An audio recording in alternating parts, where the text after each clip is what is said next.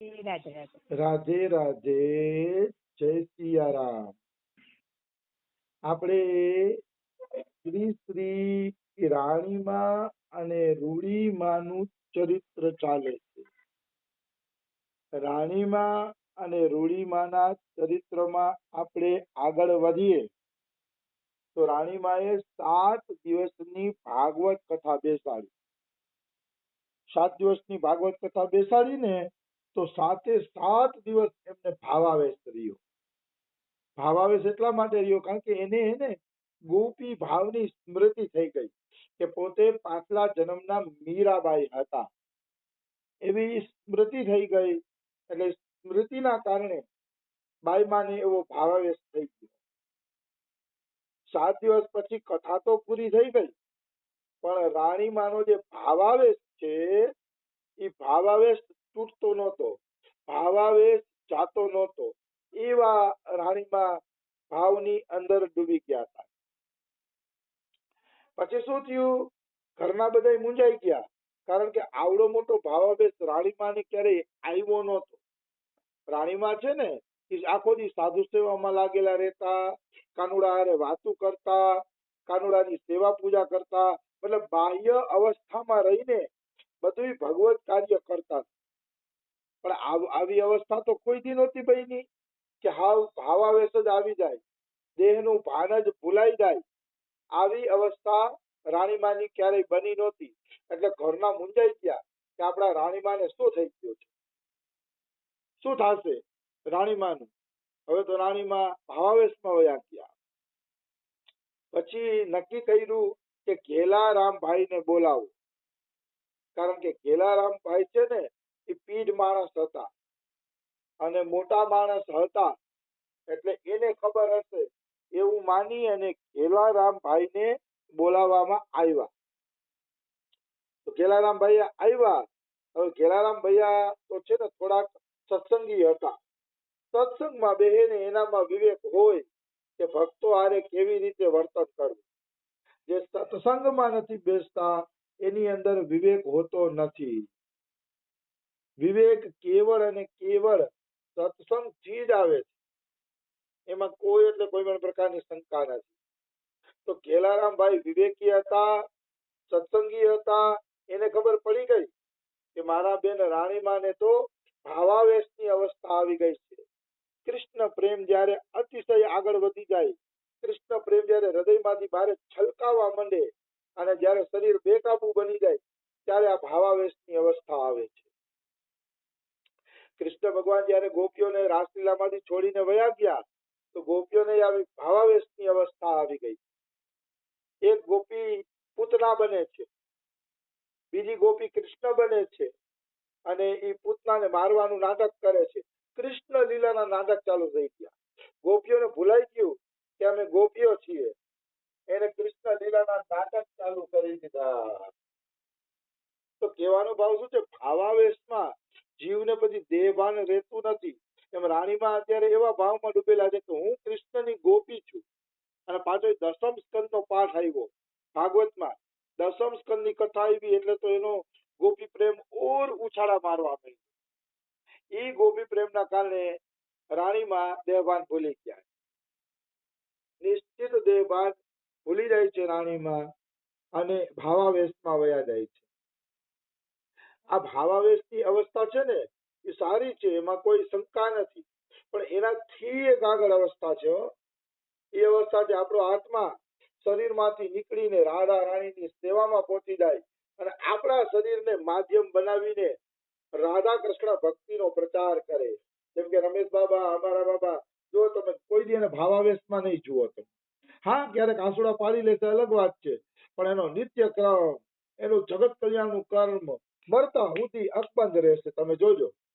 કારણ કે ભાવાવસ્થાથી પણ આગળની અવસ્થા છે. એવી અવસ્થા છે જ્યાં સ્વયં રાધા કૃષ્ણ લોક સંગ્રહ કરીને ભક્તિનો પ્રચાર કરે છે.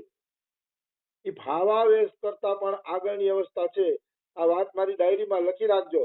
એટલે આંસુડા આવવા, ભાવાવેશ આવવો, ભાવમાં ડૂબેલું રહેવું એ સારી વાત છે, પણ એ કઈ હજી અંતિમ સ્થિતિ નથી. એનાથી આગળ આ સ્થિતિ છે કે ભગવાન તમારા શરીરનો કબજો કરી લે તમારા શરીર દ્વારા ભક્તિનો પ્રચાર કરે. આ વસ્તુ છે. મારે આનો પાકો અનુભવ છે એટલે કહું છું. અમારા ગુરુઓમાં મને આનો પાકો અનુભવ થયો છે એટલે કહું છું કે આ સ્થિતિ પણ આવે છે.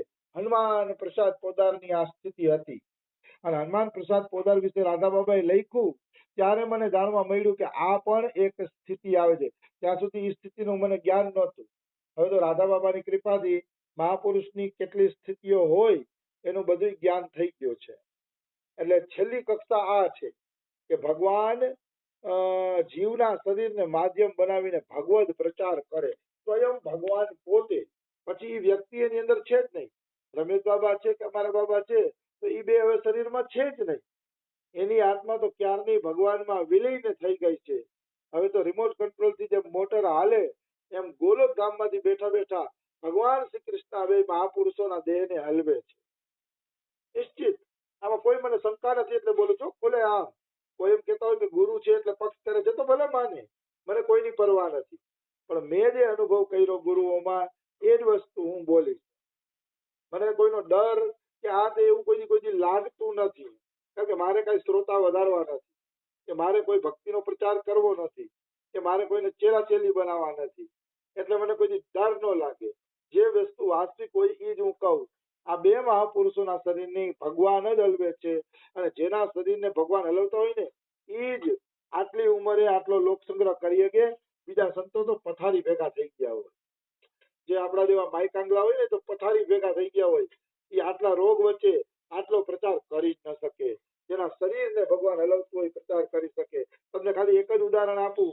કલ્પના કરો આવો બળબડતો ઉનાળો, આખા દીની નિર્જળા હોય અમારા બાબાને, તોય અમારા બાબા 12 વાગ્યાથી લઈને 4 વાગ્યા સુધી કીર્તન કરે છે. 4 કલાક કીર્તન કરે છે આવી નિર્જળા હોવા છતાંય. અને પછી 4 વાગે સુઈ નહીં જવાનું, નિત્યક્રમ કરવાનું. નિત્યક્રમ કરી અને પછી સવારે ગૌમૂત્ર પી અને ઉપવાસ છોડે છે. તમે વિચારો ભગવાનની શક્તિ વગર આવું કોઈ કરી શકે? સંભવ નથી. આખો દીના નિર્જળા હોય તો 4-4 કલાક કીર્તન કરવા, રાત્રિ જાગરણ કરવું. ભગવાનની શક્તિ વગર 80 વર્ષની ઉંમરે કોઈ ન કરી શકે.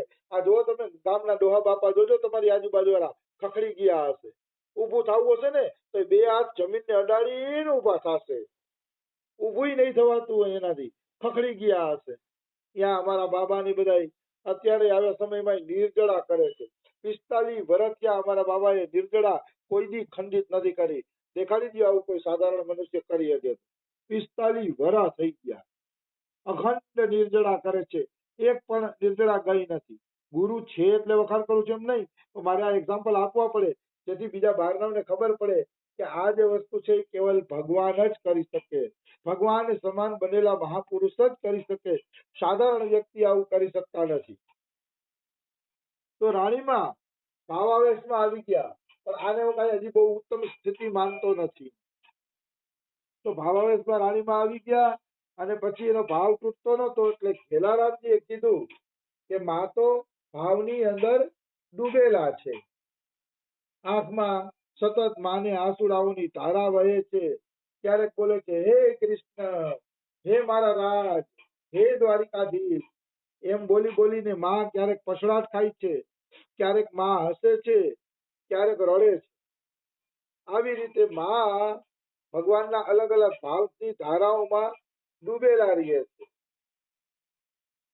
એટલે રામ અને લખુ ભગત તો ગભરાવા માંડ્યા. કારણ કે રામ અને લખુ ભગતે માની આવી સ્થિતિ ક્યારેય જોઈ નહોતી. એટલે એ લખુ ભગત અને રામ એના દીકરા ગભરાવા માંડ્યા. શું થશે? આવી વસ્તુ છે. એટલે એકવાર તો રામ પૂછે છે માં તમે આમ શા માટે કરો છો? તમને શું થાય છે? ક્યારેક હસો છો, ક્યારેક રડો છો, ક્યારેક પછડાતું ખાવ છો. માં તમને શું થાય છે? શું કરો છો? તો રાણીમાં કહે છે મને શું થાય છે? કાંઈ થતું નથી મારા રામ. એટલે એને હું સમજાવે રાણીમાં કે મારા હૃદયમાં કેવો ગોપી પ્રેમનો ઉભરો આવ્યો છે અને ઈ ઉભરામાં હવે મને સંસારની કોઈ ઝંઝટ ગમતી નથી. એ કેવી રીતે સમજાવવું એને? આટલા 7 દિવસમાં માએ સાધુ સેવાય ન કરી અને પોતાના શરીરનું પણ હરખું ધ્યાન રાખ્યું નહીં. માં એવા ભાવાવેશની અંદર ડૂબેલા હતા. તો કે મને કાંઈ નથી થતું રામ, અને થતું હોય તો શું? તું શું સમજે? તારું કામ સમજવાનું નથી રામ, સેવા કરવાનો છે. તો માએ ચોખ્ખું કહી દીધું કે બેટા તને આ સ્થિતિ સમજાશે નહીં, અને આ સ્થિતિ સમજવું એ તારું કામે નથી, અને તારે આવી સમજણની જરૂર નથી. તું સેવા કર, એમાં જ તારું કામ બની જશે. સેવા કર. મતલબ વાત સાચી છે કે ગુરુની સ્થિતિ શિષ્ય સમજી ન શકે. કારણ કે શિષ્ય પૂછે તો ખરા કે ગુરુજી તમને શું થાય છે? તમે ક્યારેક હસો છો, રડો છો, શું દેખાય છે, શું થાય છે તમને? તો ગુરુ શું બોલે? અને બોલે તો એ શિષ્ય શું સમજે? એ સમજવું અતિશય કઠિન છે. કાલે ગંગારામ ભૈયાએ પૂછ્યું તો અમારા બાબાને કે બાબા, તમે કહો છો કે ભક્તની ચરણ ધૂલી, ભક્તનું ઉચ્છિષ્ટ અને ભક્તનું ચરણામૃત, આ ત્રણ મોટા બળ છે સાધકોના. આ ત્રણ વસ્તુ મળે ને તો સાધકને બળ મળે છે. તો ગંગારામ ભૈયા કહે તો બાબા, તમારા ચરણામૃત ને ઉચ્છિષ્ટ માટે કેટલાય ભક્તો ટળવળે છે, તો તમે કેમ ઉચ્છિષ્ટ ને આપતા નથી? अरे ये कोई प्रश्न है? ये कोई प्रश्न है कि हम अपने आप को बाबा के योग्य समझते ही नहीं? ઘણા કે ચરણ સ્પર્શ કરવા દે છે મહાપુરુષો, એ સમર્થ છે, સમર્થ છે તો કરવા દે. બાબા કે હું તો સમર્થ જ નથી, મારામાં તો કઈ દેવાની તાકાત જ નથી. તો હું કઈ દેવાની તાકાત નથી તો થોડું કોઈને ચરણ સ્પર્શ કરવા દઉં બાબા की તાકાત?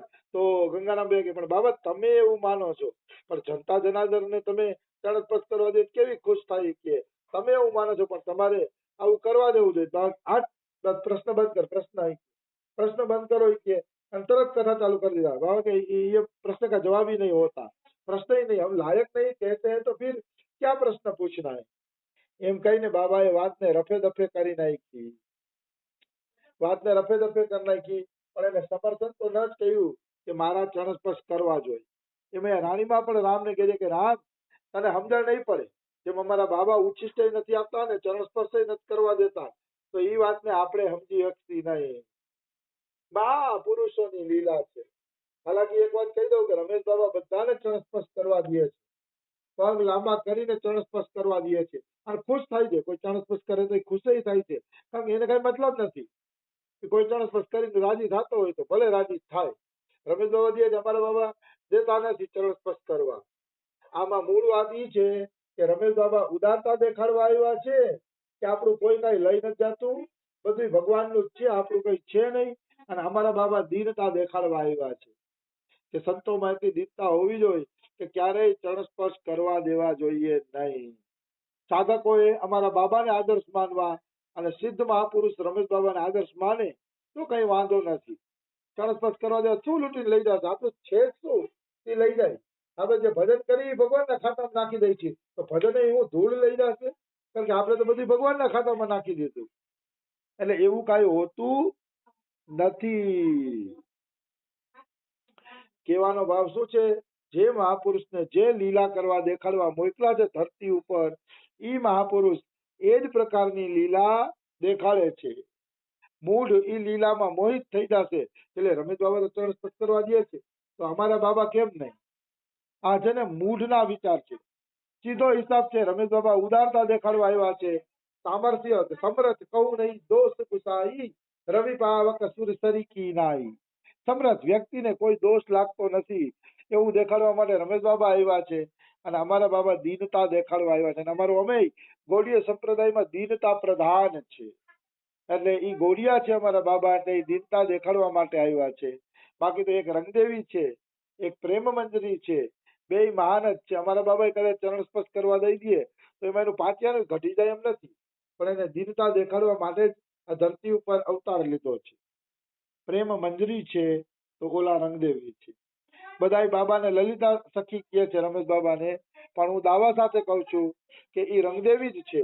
કારણ કે હું હમણાં 2-3 વખત સખીઓના ગામ ગયો હતો ને ભક્ત ભેગા, તો બાબા રંગદેવી સખીના ગામે આમાં મળ્યા. એટલે મેં એક ભક્તને પૂછ્યું કે લે બાબા અહીંયા? તો કે બાબા હમણાં રોજ રંગદેવીના દર્શન કરવા જાય. અને તમે જોયું તો જોજો, છેલ્લા કેટલાય દિવસથી બાબા રંગદેવી સખીના બહુ દર્શન કરવા જાય છે. કારણ કે વાસ્તવમાં એ નિંબાર્ક સંપ્રદાયના છે, અને રંગદેવી નિંબાર્ક આચાર્ય તરીકે જન્મ લીધો તો નિંબાર્ક સંપ્રદાયના હતા. બાબા નિંબાર્કીય છે અને અંદરથી રંગદેવી જ છે.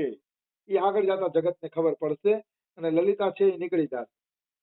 રાધે રાધે, જય સિયા રામ.